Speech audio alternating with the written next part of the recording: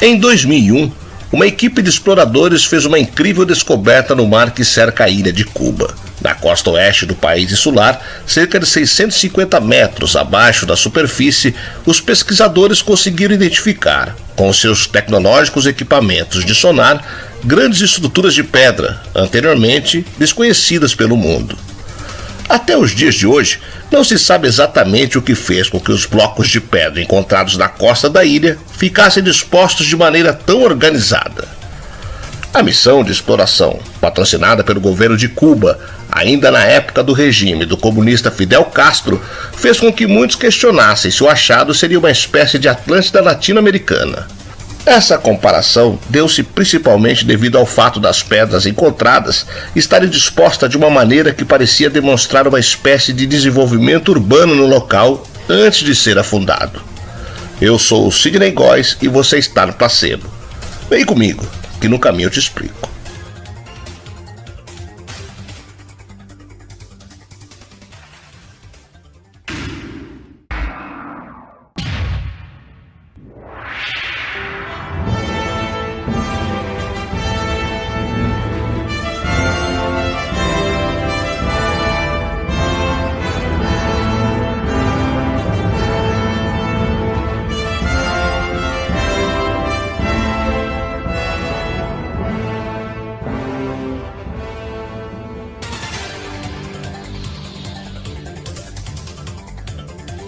Há quase 2 décadas, uma equipe de exploradores trabalhava em uma missão de exploração e levantamento na costa oeste de Cuba, quando seu equipamento de sonar detectou uma série de estruturas de pedras a cerca de 650 metros abaixo da superfície.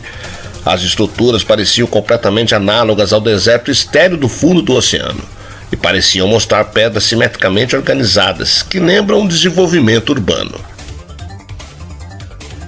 Uma enxurrada de mídia logo se seguiu com sites de notícias com manchetes como Atlântida descoberta em Cuba e Cidade perdida do Caribe encontrada.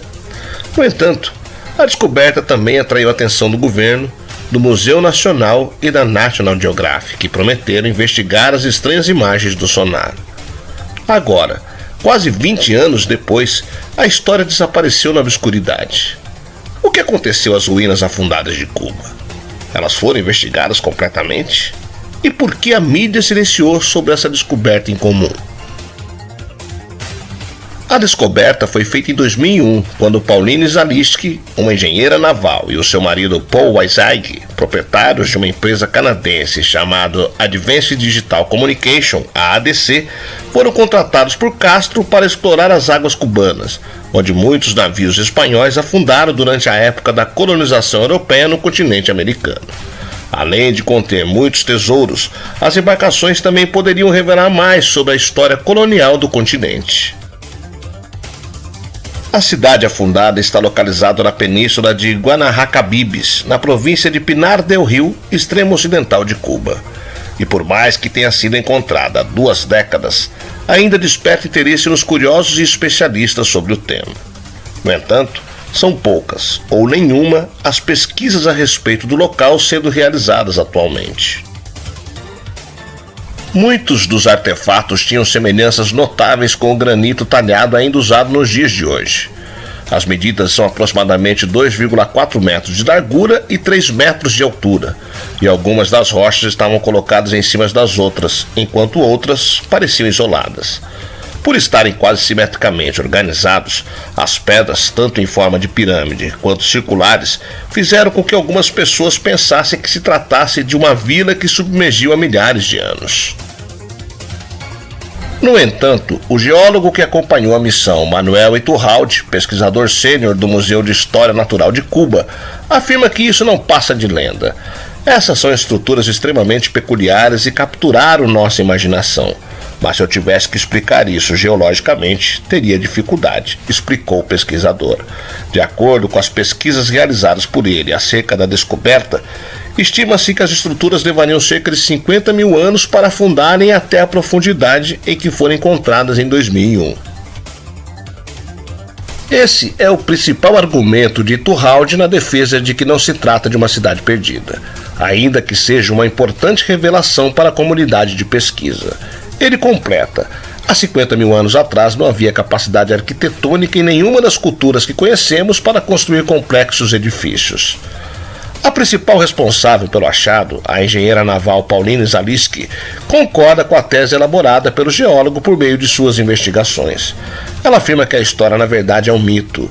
Segundo ela, a hipótese mais possível é que o que foi descoberto são restos mais prováveis de uma cultura local. A pesquisadora acredita também que o povo responsável pelas pedras ordenadas vivia numa região considerada uma ponte terrestre que unia a península de Yucatán, no México, com a ilha de Cuba. Com mais de 160 quilômetros, a possível estrada seria a resposta para o mistério gerado pelos artefatos. Ainda assim, existem inúmeras lendas da civilização maia a respeito de uma ilha ancestral que havia sido afundada e desapareceu sob as ondas do mar.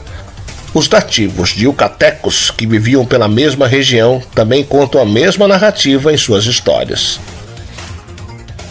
Iturralde considera as comparações da descoberta com a Atlântida descabidas.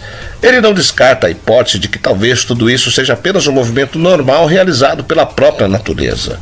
As formações rochosas podem ter sido levadas pelo mar de outros locais, ou até mesmo da própria região. A natureza é capaz de criar algumas estruturas realmente inimagináveis, afirma o geólogo. Estranhamente, no entanto, não houve denúncias de investigações de acompanhamento e os meios de comunicação permaneceram mortalmente silenciosos sobre o assunto.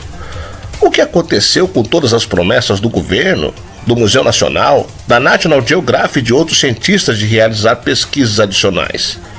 Teriam eles encontrado algo tão importante e significativo que preferiram manter em segredo?